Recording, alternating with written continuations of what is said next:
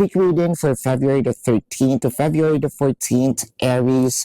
We have the Knight of Swords, the Three of Cups, and the Five of Swords.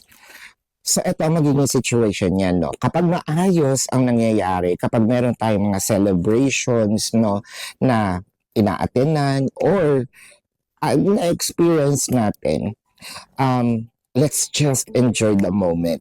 Kasi meron ditong time na baka matrigger ka, no, ng partner mo.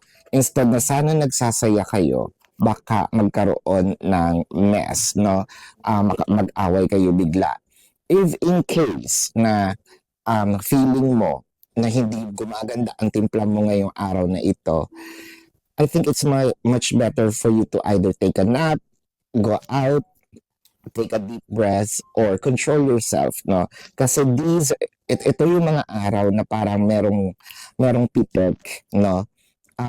May sudden change na bigla mong mabibitawan, bigla mong masasabi or magagawa mo.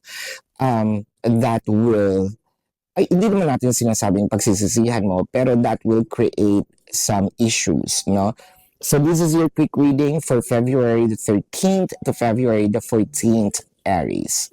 My name is Daphne, but spirit calls me bye-bye.